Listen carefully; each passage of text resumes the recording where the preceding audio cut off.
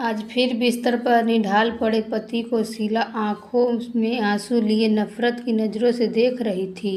वजह उसकी कोख अभी तक नहीं भरी थी। शीला का पति नामर्द जो निकला था, वह काम से आते ही थका मंदा कापी कर जो सो जाता। कभी कभार उसकी नसों में खून दौड़ जाता तो थोड़ी देर के लिए वह शीला से प्यार जता देता। फिर शीला जब बिन मछली की तरह आधी भूख लिए तड़प रह जाती, शीला सोचने लगी कि कुछ तो उपाय करना चाहिए। पड़ोस की लालमती को भी 7 साल के बाद बच्चा हुआ था। यह सब शायद स्वामी जी की कृपा से ललिता जी को औलाद का सुख मिला। स्वामी कृपानंद पास के गांव धर्मपुर में तालाब के किनारे आश्रम बनाकर रहते थे। लालमती स्वामी जी के पास जाकर दवा और भभूत लाई थी। एक दिन लालमती बता रही थी कि स्वामी जी दवा और भभूत देते हैं, जिसे पति पत्नी को 3 महीने तक खानी पड़ती है। अब मैं लालमती से मिलूंगी, कभी तभी काम बनेगा। यह सोचते सोचते शीला न जाने कब सो गई। सुबह हुई तो शीला आंखें मलते हुए उठी। वह जल्दी से नहाई धोई, फिर घर के सारे काम निपटाकर लालमती के घर पहुंच गई। लालमती अपने बेटे को खाना खिला रही थी। यह देखकर शीला के अंदर भी टिस उभरी। काश मुझे भी एक ऐसी औलाद मिल जाए तो क्या कहने। शीला ने लालमती के सामने अपने मन की बात कह दी। लालमती हंसते हुए उससे बोली, बिल्कुल ना घबराओ बहन, मैं भी तुम्हारी तरह 7 साल तक बच्चे के लिए परेशान हुई। तमाम डॉक्टरों से इलाज कराया, लेकिन आखिर में स्वामी जी की मेहरबानी से यह औलाद मिली। तुम चाहो तो मेरे साथ आज ही स्वामी जी के पास चलो।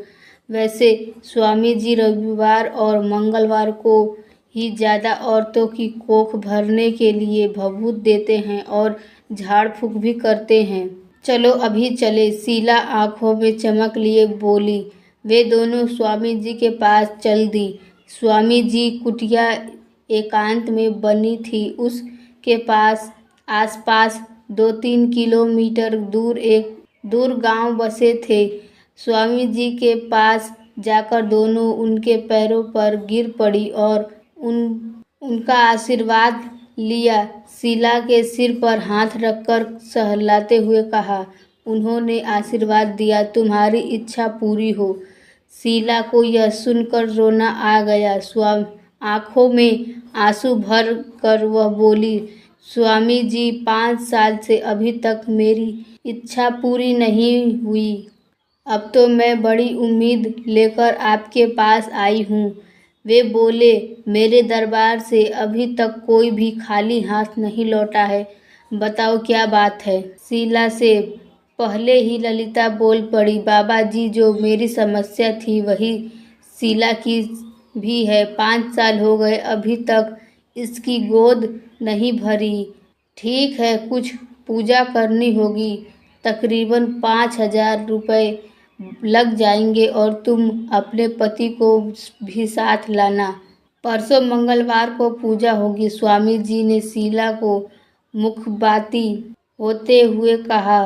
कुछ प्रसाद और भभूत देकर उन्होंने शीला को और ललिता को घर भेज दिया।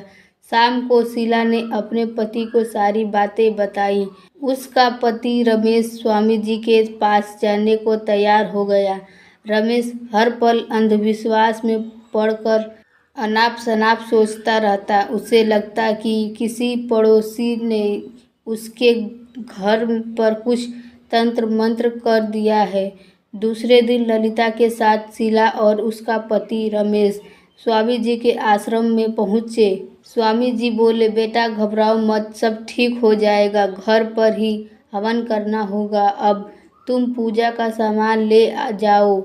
7 दिनों तक पूजा करनी पड़ेगी। मंत्रों का जाप भी करना होगा। रमेश की आंखों पर धर्म की पट्टी पड़ चुकी थी। स्वामी जी पर भरोसा करके वह सामान लेने चला गया। इधर बंद कमरे में पहले ही एक गिलास में पानी भरकर उसमें नशीली गोलियां मिला दी गई थी। कुछ देर बाद स्वामी जी ने वह पानी शीला को पीने के लिए दिया, फिर शीला के साथ मजा लूटा। इस तरह रोज झाड़ फूक व पूजा पाठ का झांसा देकर स्वामी जी शीला की इज्जत से खेलते रहे। शीला को भी सब कुछ मालूम हो गया, क्योंकि पहले ही दिन पानी पीने के बाद नशा छाया और होश में आने पर उसे एहसास हो गया कि स्वामी जी उसके साथ क्या कर चुके हैं। एक दिन स्वामी जी ने शीला से फिर गिलास में पानी मंगवाया तो शीला बोल पड़ी, स्वामी जी अब गिलास और पानी की ज़रूरत नहीं, अब तो जो हो रहा है वह वैसे भी हो सकता है, क्योंकि मुझे बच्चा पैदा करना है। मेरे पति के बस की बात नहीं। आप मुझे बेहोशी में लूट चुके हैं। अब जब तक बच्चा नहीं हो जाता तब तक मैं खुद को आपको सौंपती रहूँगी।